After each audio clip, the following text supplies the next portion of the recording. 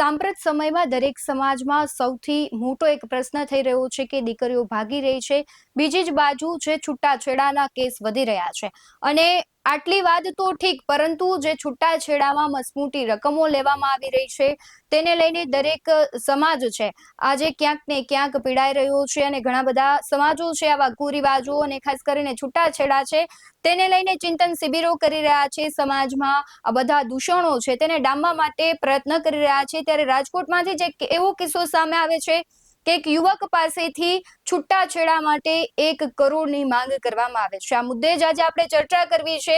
નમસ્કાર, BS9 TV ન્યૂઝમાં આપની સાથે હું ભગવતી વિશાવડિયા. અને આજે આ મુદ્દે ચર્ચા કરવા માટે આપણી સાથે જોડાઈ ગયા છે પાટીદાર સામાજિક આગેવાન મનોજભાઈ પનારા.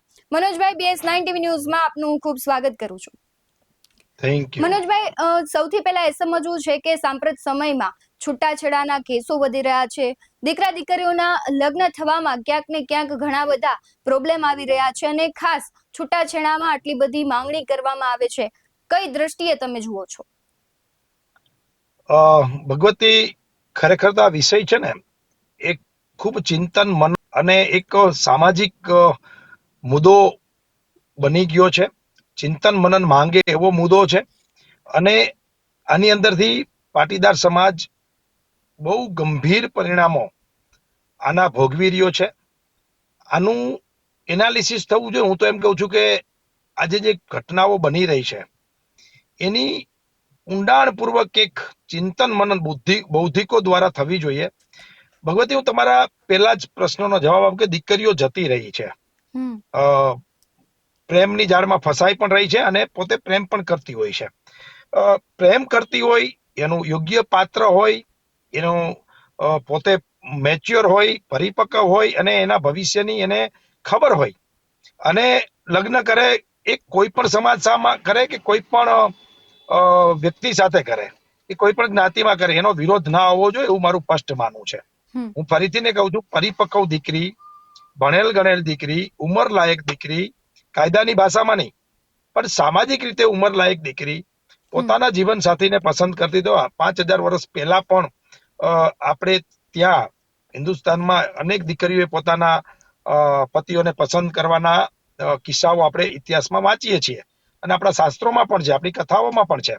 તો એવી કોઈ આંતરજ્ઞાતિ લગ્ન દીકરી સમજદારી પૂર્વક કરે તો કોઈ વાંધો નથી, પરંતુ મોટા ભાગના કિસ્સાઓમાં આવા ટપોરીઓ જાણી જોઈને એવી દીકરીઓને ફસાવે છે કે જેની ઉંમર 18 વર્ષ અથવા તો એથી નીચે હોય છે. એના પિતાજીની ઇન્કમ, એની એક દીકરી કે 2 દીકરીઓ હોય અને નાની ઉંમરમાં દીકરીઓ ભોળવાતી હોય અને રોમિયોગીરી કરતા ટપોરીઓ એક સાથે 2-5 છોકરીઓને ફેરવતા હોય અને એમાંથી પછી એમ લાગે કે હવે આમ બરાબર છે, ફસાણી છે મારી સાથે, એટલે પ્રેમનું નાટક કરીને લગ્ન નાટક કરે, પછી જે રીતે એ દીકરીની જિંદગી બરબાદ કરે છે, એની સામેની આ લડાઈ છે. આવા કિસ્સામાં જો ભગવતી સામાજિક રીતે ધ્યાન ઉપાડવામાં આવે, એક એનાલિસિસ કરી અને સમાજમાં જનજાગૃતિ લાવવામાં આવે, એ દીકરીઓની સ્કૂલથી લઈ, કોલેજથી લઈ અને એમની હોસ્ટેલોથી લઈ અને ક્લાસીસથી લઈ, સ્ટડી ક્લાસીસ અને ઘર સુધી માતા પિતાને જાગૃત કરવામાં આવે, દીકરીઓના સામે વિષય મૂકવામાં આવે, પરિવારોની વચ્ચે જો વાત થાય આ બધા વિષયોની, તો આ જે દૂષણ છે, દીકરીઓને પહોળાવીને ભગાડીને પ્રેમની જાળમાં ફસાવાનું, એમાં મોટા ભાગે મને લાગે છે કે રોક આવી શકે એમ છે. અને આપના માધ્યમથી કહું છું કે રોમિયો કે આવા લુખા તત્વો કોઈ જ્ઞાતિના હોતા જ નથી. રોમિયો જ હોય છે. એને કોઈ જ્ઞાતિ ધર્મ સાથે સરખાવા જોઈએ નહીં. પણ દુઃખ સાથે એ પણ કેવું પડે કે અમુક ઘટનાઓ એવી બનતી હોય છે કે જે ઘટનાઓથી સમાજમાં આમ હચમચાટ ઉભો થઈ જાય અને સમાજને એની અંદર જેને કહેવાય ને વિચારવાનો વિષય ઉભો થઈ જાય. આવી ઘટનાઓ પણ આપણા સમાજમાં બનતી હોય છે, પણ આપણે આંખ આડા કાન કરી અને એવી ઘટનાઓમાં આંખ બંધ કરી દઈએ છીએ, પણ એમ નહીં કરવું જોઈએ. આ બધા વિષયમાં આપણે જનજાગૃતિ અભિયાન ચલાવીને લોકોને સમજાવવા જોઈએ, એક વાત. બીજો તમારો પ્રશ્ન હતો કે છૂટાછેડાના પ્રમાણ વધી રહ્યું છે, બરાબર છે. બીજો પ્રશ્ન તમારો એ હતો, એમાં હું આપના માધ્યમથી કહું છું, BS ના માધ્યમથી મારું રિસર્ચ એમ કહે છે કે ખાસ કરીને પાટીદાર સમાજ સગાઈ કરવામાં જે ઉતાવળ કરે છે, આ મારો અભ્યાસ છે. કારણ કે સામાજિક રીતે મારી સામે કેટલાય પ્રશ્નો છૂટાછેડાના આવે છે. ના છૂટકે આપણા વડીલો એમ કહેતા કે કોઈના છૂટાછેડા ના કરાવે, એ પાપ છે. પરંતુ ના છૂટકે કોઈની જિંદગી જ બરબાદ થતી હોય તો પછી રાજી ખુશીથી છૂટાછેડા પણ કરાવવા પડે છે. હું જે આ વિષયને સમજુ છું એમાં મોટા ભાગે મા બાપની ઉતાવળ સગાઈ કરવામાં અને સગાઈ કર્યા પછી જલ્દી લગ્ન કરવામાં એટલી ઉતાવળ કે દીકરી દીકરાને સમય જ નથી આપતા એકબીજા સાથે વાત કરવાનો, એકબીજાને સમજવાનો. એનાથી બે ફાયદા થતા હોય છે કે જો દીકરી દીકરો વાત કરે, એકબીજાને સમજે ને એમ લાગે કે આ તો મારી જિંદગી આ દીકરી સાથે કે દીકરા સાથે નથી જઈ શકે એમ, તો એ સગાઈ સુધીમાં જ વાત પૂરી થઈ જાય. લગ્ન પછી તમે કીધું એમ કરોડો રૂપિયાની વાતો આવે, કેટલાય વર્ષો સુધી છૂટાછેડા નથી થતા. એ હું તમને ત્રીજા ભાગમાં વાત કરીશ તમારા 3 પ્રશ્નોમાં. પરંતુ મેરેજમાં જે પેરેન્ટ્સ ઉતાવળ કરે છે એનું સૌથી મોટું પરિણામ છૂટાછેડામાં જોવા મળે છે. જેને કહેવાય ને કે બેલેન્સ વગર, સમય આપ્યા વગર, દીકરી દીકરાની યોગ્યતા જોયા વગર બસ સામેવાળાએ હા પાડીને એટલે કરી નાખો. આ જે માનસિકતા પટેલ સમાજમાં ખાસ કરીને બંધાણી છે એના કારણે આપણે દુઃખી થઈ રહ્યા છીએ. મારા અન્ય જ્ઞાતિના ખૂબ સારા મિત્રો છે, તો સગાઈની બાબતમાં એ બહુ મેચ્યોર અને પંચ્યુઅલ છે કે જ્યાં સુધી દીકરી કે દીકરો ઓકે ના કહે ત્યાં સુધી એ આગળ વધતા નથી અને 6 મહિના, 8 મહિના, વર્ષની સગાઈ રાખે છે. અને એવા કેટલાય સમાજો અને પરિવારો છે કે દીકરી મેરેજ પહેલા જ એ ઘરમાં જતી હોય છે. એક બે દી નાના મોટા પ્રસંગમાં જાય, જોવે, સમજે, તો ત્યાં સાસુના, નણંદના, સસરાના સ્વભાવના પ્રશ્નો ના આવે, કે ભાભીના એટલે કે જેઠ જેઠાણીના પ્રશ્નો ના આવે. કારણ કે 2-5 દી રહેવાથી મોટા ભાગની પારિવારિક આપણને ખબર પણ પડતી હોય છે ને. તો આ જે દરેક સમાજની એક વ્યવસ્થા હોય છે, હું એમ નથી કહેતો કે પટેલ સમાજે પણ આ વ્યવસ્થા અપનાવી જોઈએ, પણ પટેલ સમાજે જે અપનાવવું જોઈએ, હું તમારા માધ્યમથી કહેવા માંગુ છું કે સગાઈમાં ઉતાવળ ના કરવી જોઈએ. દીકરી નથી મળતી, દીકરીની શોર્ટેજ છે, એટલે ગમે તે દીકરીમાં હા પાડી દેવી. આપણા દીકરાને ગમે છે કે નથી ગમતી જોવાનું નહીં, દીકરીને પણ દીકરો ગમે છે કે નથી ગમતો એ પણ જોવાનું નહીં. અને ખાસ કરીને મોટાભાગે સામા સાટા એટલે કે સામસામી દીકરી દીકરાની જે સગાઈઓ થતી હોય છે એમાં મોટા ભાગે 4 માંથી 4 એક સરખા હોય જ નહીં. એ અલગ સ્વભાવ, અલગ ઉંમર, અલગ એજ્યુકેશન, અલગ કમાણી, અલગ નેચર, આ બધું હોય જ. એટલે એવા કેસીસમાં સૌથી વધારે પ્રોબ્લેમો ઉભા થતા હોય છે, એવું પણ મારા ધ્યાનમાં આવ્યું છે. તો સામસામું બને ત્યાં સુધી ના કરવું જોઈએ. મેં એવા પણ વાલીઓને જોયા છે કે દીકરાનું નથી થતું એટલે હોશિયાર દીકરીને એવી જગ્યાએ સામસામામાં આપી દે છે કે આખી જિંદગી એ દીકરી પીલાતી હોય છે. તો સૌથી વધારે સગાઈ કરવામાં આ પાટીદાર સમાજે ધ્યાન રાખવાની જરૂર છે. બીજું, મનોજભાઈ, સગાઈ પછી સૌથી મહત્વનો યસ, સવાલ એ છે કે તમે જે વાત કરી કે દીકરા દીકરીઓ એકબીજા સાથે વાતચીત કરે, થોડા દિવસો એમના ઘરે જઈને રોકાય તો એ બધાના સ્વભાવની ખબર પડે. પરંતુ આજથી 20 વર્ષ કે 25 વર્ષ પહેલા તમે જુઓ કે સંસ્કાર અને કહેવાય છે કે જે વડવાઓ છે તેના નિયમો હતા કે દીકરી એકબીજાને જોતા પણ નહીં, એકબીજાના ઘરે જવાની તો વાત પછીની આવે અને કઈ વાતચીત પણ ન થતી, પણ એ સંબંધો છે ખૂબ લાંબા સમય સુધી ટકતા. એટલે ત્યારે સંસ્કાર અને સમજદારી હતી. અને ક્યાંક આજના યુવાધનમાં તમને એવું નથી લાગી રહ્યું કે સંસ્કાર અને સમજનો અભાવ હોય ને તેને લઈને જ આ બધા જ પ્રશ્નો છે તે ઊભા થઈ રહ્યા હોય? હું એમાં થોડો સુધારો કરીશ આપની વાતમાં. સંસ્કાર અને સમજદારી અને નૈતિકતાનું તો પતન આખા દેશમાં, આખી દુનિયામાં થયું છે. એ પશ્ચિમી સંસ્કૃતિનું ભારતમાં અનુકરણ આંધળું જે એ લોકો છોડી રહ્યા છે એ આપણે અપનાવી રહ્યા છે. એના કારણે આપણે દુઃખી તો છીએ જ, એમાં હું કોઈ શંકાને સ્થાન જ નથી. પરંતુ વડીલો કરતા એ હવે કરીએ તો અત્યારે જે છૂટાછેડાનું પ્રમાણ 5% કદાચ હશે, આપણે સર્વે નથી કર્યો એટલે કોઈ આંકડામાં નહીં પડીએ, એ વડીલો કરતા એમ કરીએ ને તો એ પ્રમાણ છે ને 10 ગણું વધી જાય છે. કારણ કે જોયા વગર સગાઈ કરીએ કે બીજી ત્રીજી રીતે જે વડીલોમાં જે વાત હતી એ વસ્તુ અત્યારે શક્ય નથી બેન. અને આધુનિકતા તમે સ્વીકારો કે ના સ્વીકારો પણ એ સામાજિક જીવનમાં સ્વીકારવી પડતી હોય છે અને પરિવર્તન સંસારનો નિયમ છે. અને એ તો જે દુનિયા જેમ ચાલતી હોય એમ જ ચાલવું પડે.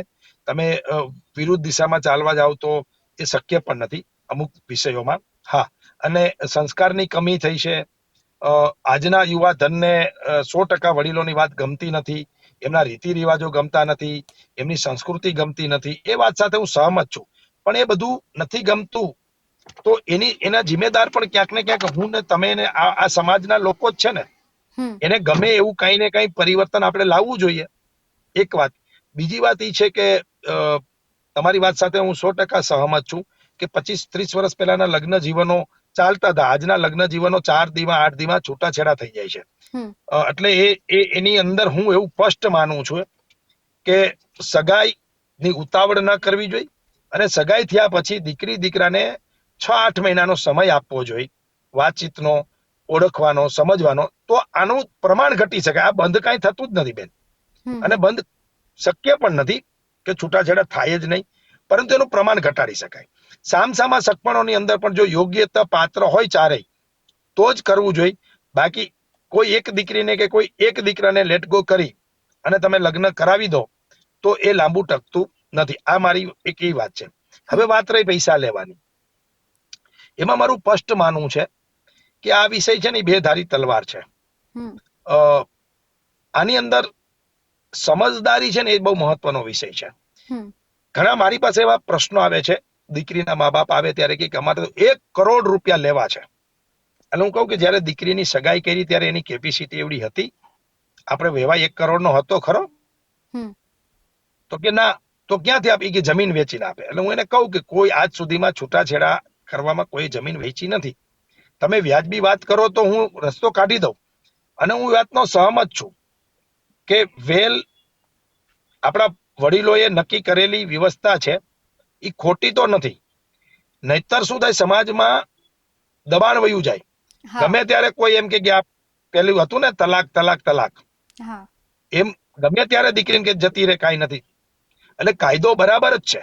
સ્ત્રીઓની સુરક્ષાનો કાયદો જે છે, બાબા સાહેબ આંબેડકરે હિન્દુ મેરેજ એક્ટ અને બાકીના જે વિષયો એ સમયમાં બંધારણમાં લાવ્યા અને પછી એમાં સતત સુધારા થયા, અને કાયદાની અંદર દીકરીઓને પિતાની મિલકતમાં ભાગ, પતિની મિલકતમાં ભાગ, અને વિધવા વિવાહ, આ બધા જે વિષયો છે એ ખૂબ સારા છે, અને એ હજી મજબૂત થવા જોઈએ. પણ એનો ગેરલાભ ના ઉઠાવવો જોઈએ. કાયદામાં કોઈ વ્યક્તિ કે કોઈ સ્ત્રી કે કોઈ પુરુષ કે કોઈ પણ સમાજ ને વધુ થોડી લિબરલ રહીને છૂટછાટ આપી હોય તો એને એનો ગેરઉપયોગ પણ ના કરવો જોઈએ. ઘણા બધા બળાત્કારના કેસીસ જોઈએ છીએ તો એમાં આપણે નરી આંખે દેખાતું હોય છે કે આમાં કંઈક બીજું જ હશે એમ. તો આ પ્રકારની છૂટછાટનો ગેરઉપયોગ ના થાય તો સ્ત્રીઓને જે પણ હક આપ્યા છે એ ખૂબ સારા છે બંધારણમાં. અને આવા કેસીસની અંદર હું કોન્ટ્રોવર્સી ના ઊભી થાય એટલા માટે હું કહીશ કે વ્યાજબી વાત હોય છૂટાછેડાની અંદર દીકરીની, તો એ દીકરીને ભરણ પોષણ આપવું જોઈએ. કાયદામાં પણ આપણને એ ભરણ પોષણનો નિયમ લાગુ પડે છે. એટલે કરોડ રૂપિયા જેવી રકમ એ પ્રકારનું લેવલ હોય તો એ કરોડ પણ આપેલા છે, અને અમારે મોરબીમાં 1 કરોડ ને 20-25 લાખ પણ આપેલા છે એક છૂટાછેડામાં. એ પરિવાર એ પ્રકારનું સક્ષમ હોય તો એનો વાંધોય નથી. પણ ઘણી જગ્યાએ મને એવા પણ કેસીસ જોવા મળે છે કે એ દીકરાના પરિવારની એટલી કેપેસિટી જ ના હોય અને સામેવાળા એવડી મોટી માંગ કરે તો એ પણ વ્યાજબી નથી. અને કેટલા એવા દીકરાવાળા આવે છે કે આખી જિંદગી પરણવા નથી દેવી, છૂટાછેડા નથી દેવા. એવા છોકરા મારી સામે બોલે છે, અને ત્યારે મેં એને 2 તમાચા મારેલાના પણ દાખલા છે કે તારા બાપની મિલકત છે બધી, તારી સાથે લગ્ન કર્યાને ગુનો છે. એટલે એવા જે લોકો છે આવી માનસિકતાના પણ મારી પાસે 2 પ્રકારના લોકો આવે છે કે હવે એ આખી જિંદગી ઘરમાં બેસાડી રાખે એનો બાપ, બાકી એને છૂટાછેડા તો મારે દેવા જ નથી. પરંતુ બેન હું તમારા ધ્યાનમાં મૂકું, તમને જેમ રાજકોટના કિસ્સાની વાત કરું, મોરબીમાં મારી પાસે આજથી 1 મહિના પહેલા કિસ્સો આવ્યો. 12 વર્ષથી આ દીકરી ઘરે હતી, છૂટાછેડા આપતા નહોતા. એમાં કોનો વાંક છે કોનો વાંક નથી એમાં મારે પડવું નથી, પરંતુ મારા એક ફોનથી એ છૂટાછેડા દીકરો આપવા તૈયાર થઈ ગયો એનો પરિવાર, અને દીકરી પણ કોઈ પણ પ્રકારની વેલ લીધા વગર એના પરિવારને પણ રાજી કરી દીધો છે કે જૂનું તમારું જે હોય લેતી દેતી ખાધા ખોરાકી બીજું ત્રીજું કોર્ટમાં મેટરો ચાલતી હતી, પણ અહીંથી હવે વાઇન્ડ અપ કરો અને બે નવી જિંદગી જીવો. તો ક્યાંક સામાજિક આગેવાનો જો મજબૂત હશે, સમાજનો પાયો મજબૂત હશે, સમાજની સંસ્થાઓ મજબૂત હશે, સમાજના સામાજિક સંગઠનો મજબૂત હશે, તો અમારે ત્યાં મોરબીમાં ઉમિયા સમાધાન પંચ ચાલે છે, તો ખૂબ સારી કામગીરી કરે છે, ખૂબ બધા સમાધાનો થતા હોય છે, ને આંખે પણ થવું પડે બેન. ક્યારે કોઈ દીકરીના બાપ આવીને એમ કે 1 કરોડ વેલ લેવી છે ને તો છૂટું જ નથી દેવું, તો એને પણ મોઢે કહેવાની એક આગેવાન તરીકે તૈયારી હોવી જોઈએ કે શું કહો છો તમે ભાઈ. અને કોઈ દીકરાનો બાપ આવીને કે દીકરો આવીને એમ કે આખી જિંદગી કુંવારી બેસે, હવે લગ્ન બીજા નહીં કરવા દઉં, છૂટાછેડા નહીં આપું, ત્યારે એને પણ તાકાતથી કહી શકે એવા આગેવાનો જોઈએ. તો મને લાગે છે કે સામાજિક વ્યવસ્થાઓ જળવાઈ રહે. આના બહુ મોટા પાસાઓ છે. તમે એકદમ એમ પણ ના કહી શકો રૂપાલા સાહેબની જેમ કે વેલ લેવી એ ખોટું છે, નહીતર એના સાઈડ ઇફેક્ટો ચાલુ થઈ જશે. ખોટી છે સાચી છે એમાં આપણે પડવું નથી, પરંતુ પછી ઘણા લફંગાઓ પરણીને કહી દેશે વેલ દેવી નહીં હોય તો કે નથી જોતી તું જતી રહે, તો એ દીકરી જાય ક્યાં? એનું ગુજરાન કેમ ચલાવે? એને 1 બાળક હોય 2 બાળક હોય, એનું ભણતર આજની મોંઘવારી, અને એને યોગ્ય પુરુષ ફરીથી બીજી વાર લગ્ન કરવા મળે કે કેમ, એને લગ્ન કરવા છે કે નહીં, આ બધા એના પોતાના વિષયો હોય છે. એટલે તમે એકદમ કહી દો કે આ કુરિવાજ છે, વેલ ના લેવી જોઈએ, એ વ્યવસ્થાનો ભાગ છે. ક્યાં લેવી, કેટલી લેવી, કેવી રીતે લેવી, કોની પાસે લેવી, કેમ લેવી અને શું કામ લેવી, આ વ્યવસ્થા જો સમજણ પૂર્વક હોય તો આ ખોટું પણ નથી વ્યવસ્થા. પરંતુ પૈસા પડાવવાનો જો આ ધંધો હોય તો પછી ખોટો છે. એટલે આ બધા વિષયોમાં ઊંડાણપૂર્વક ચિંતન મનન સમાજે કરવાની જરૂર છે, સમાજના આગેવાનોએ કરવાની જરૂર છે. 3 આજના વિષયોમાં તમે મને કીધું કે ભાગી જનાર એટલે કે પ્રેમ લગ્નમાં કરનાર દીકરીઓ, એમાં મેં તમને ખુલાસો કર્યો. પછી છૂટાછેડાના પ્રમાણો, એની પણ મેં તમને વાત કરી. અને અત્યારે જે વેલ પ્રથા છે એમાં આ રાજકોટમાં તમે કહો છો એ તો એવી વ્યાજબી જ વાત નથી. કરોડો રૂપિયા તમને આપી દે એ પરિવાર શું ખાય? તમારા જીવન નિર્વાહ માટે તમે કરોડ લઈ લો છો દીકરી, તો પછી દીકરાનો પરિવાર શું કરશે? એટલે આવી વ્યાજબી વાતમાં પણ અમે સમર્થન નથી કરતા. પણ યોગ્યતા પ્રમાણે જો કોઈ પુરુષ પોતાની પત્નીને પોતાના બાળકોને છોડતો હોય તો એના જીવન નિર્વાહ ચાલે એટલી એને આર્થિક મદદ કરીને છૂટાછેડા આપવા જોઈએ એવું મારું સ્પષ્ટ માનવું છે. અને આર્થિક સ્થિતિ સારી હોય તો વધુ આપવું જોઈએ, આર્થિક સ્થિતિ નબળી હોય તો એનો જીવન નિર્વાહ ચાલે એવું પણ મદદ કરવી જોઈએ. આ વાત હકીકત છે, અને આમાં કોઈ મને નથી લાગતું કે ખોટું હોય.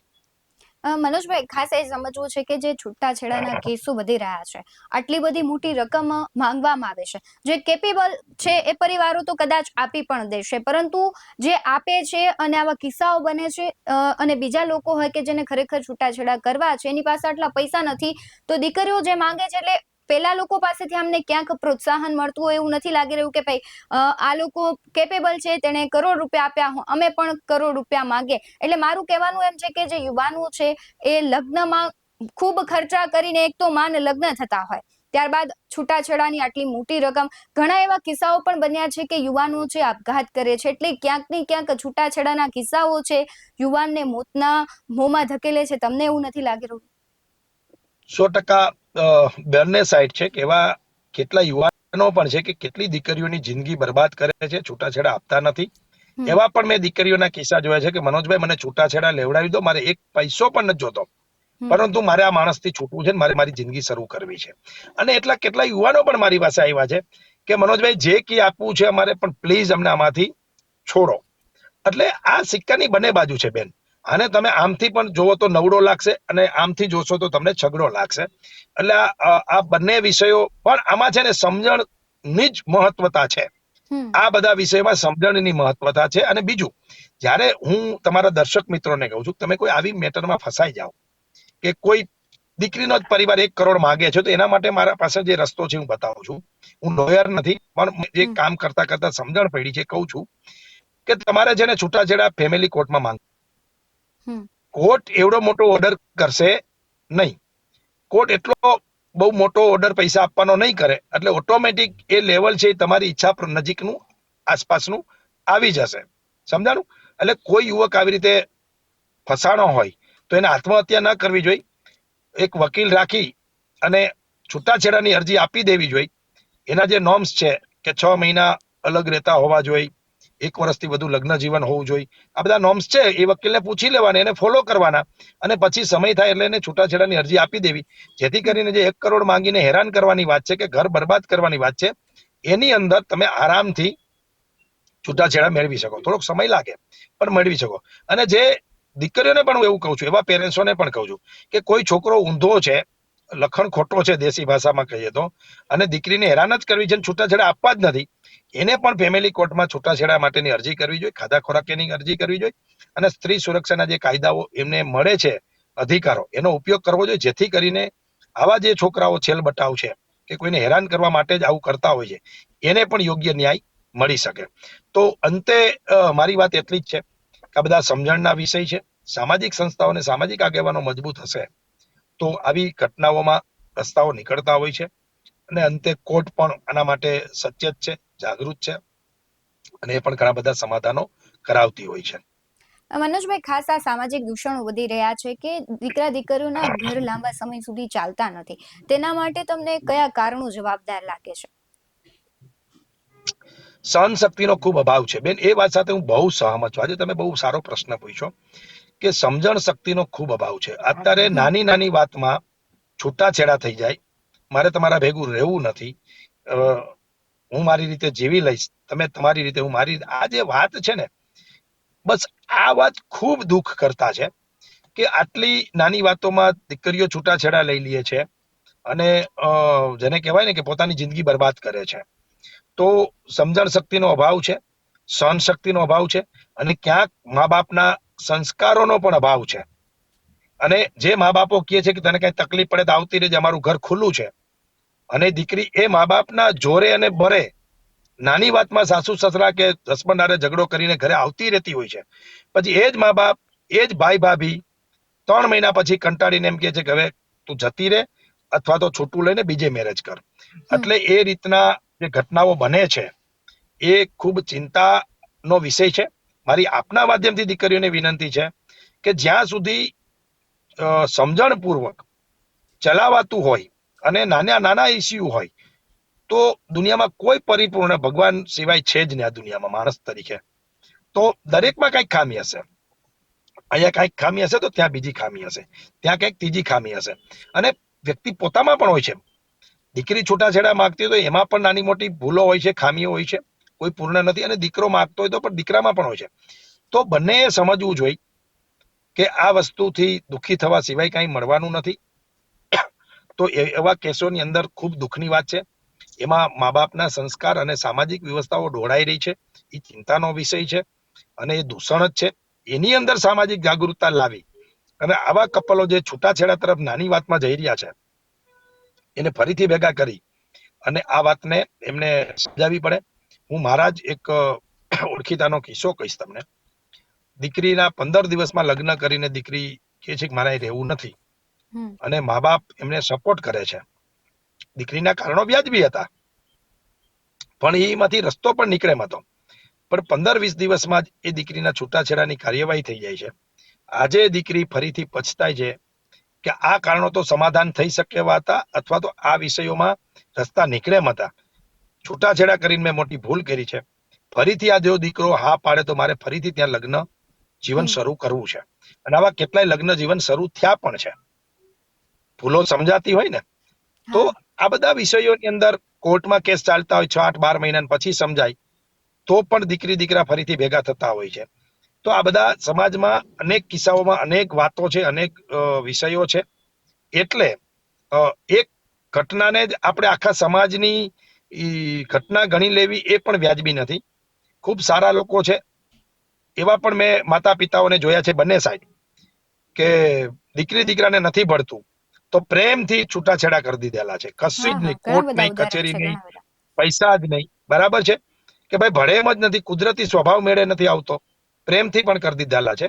અને ઘણા બધા કિસ્સામાં 10-10, 15-15 વર્ષ સુધી જિંદગી બરબાદ થતા પણ મેં મારી નજર સામે જોઈ છે. પણ આ બધાની અંતે જો સમાજ વ્યવસ્થા મજબૂત હશે, સમાજના સંસ્કારો મજબૂત હશે, સમાજની અંદર આ બધા વિષયો પર ખુલ્લે ટોક થતી હશે, સારા મોટિવેશન સ્પીકરો જે છે એ ખુલીને વાત કરશે, સ્કૂલ, કોલેજ, હોસ્ટેલો અને જે પણ જગ્યા ઉપર પ્લેટફોર્મ મળે ત્યાં આ વિષય ઉપર જો વાત થશે તો મને લાગે છે કે આ વિષયોમાં થોડું સારું પરિણામ આવશે અને થોડું સારી રીતે વ્યવસ્થિત રીતે લગ્ન જીવન ટકશે. જી મનોજભાઈ, આપ જોડાયા તે બદલ ખૂબ આભાર. જે પ્રમાણે વાત કરવામાં આવે છે કે અત્યારે દરેક સમાજમાં એક મૂળ પ્રશ્ન બની ગયો છે કે છૂટાછેડામાં કરોડો રૂપિયા માંગવામાં આવે છે. હવે તમે વિચારો કે આજના યુવાનો છે, એક તો તેમાં સહનશીલતા ઘટી છે, સમજદારી ઘટી છે, બીજી તરફ કોઈ દીકરી સાસરે આવે છે તો નાની નાની વસ્તુમાં તેને એડજસ્ટ કરવાનું હોય છે, સાથે જ પરિવારજનોને પણ ક્યાંક ને ક્યાંક તેને સાથ સહકાર આપવાનો હોય છે. એટલે સમાજ, પરિવાર અને આજનું યુવાધન જેમના લગ્ન થયા છે બધા જ થોડું થોડું સહન કરતા થશે અને કહેવાય છે કે સમજ શક્તિ સાથે સંસાર જો ચલાવે તો ક્યાંક છૂટાછેડાના કેસો પણ ઘટાડી શકાય. અને જે પ્રમાણે દરેક સમાજમાં અત્યારે મૂળ કહેવાય છે કે એક ઘટના થઈ રહી છે કે છૂટાછેડામાં દીકરીઓ કરોડો રૂપિયા માંગે છે, એટલે આ તો યોગ્ય છે જ નહીં. કારણ કે સામેવાળા પક્ષની અથવા દીકરીની ભૂલ હોય તો એકબીજાએ સમજી વિચારી વાતચીત કરીને તેનું સોલ્યુશન લાવવું જોઈએ, કારણ કે આમાં બંનેનું નુકસાન છે. આર્થિક, સામાજિક રીતે બંને પરિવારો છે તેને ખૂબ મોટું નુકસાન થતું હોય છે. તેથી કરીને જો ભવિષ્યમાં પણ કોઈ દીકરીના છૂટાછેડા થતા હોય તો સામાજિક આગેવાનોએ આગળ આવી આ બધા જ છૂટાછેડામાં મસમોટી રકમ લેતા અટકાવવા જોઈએ.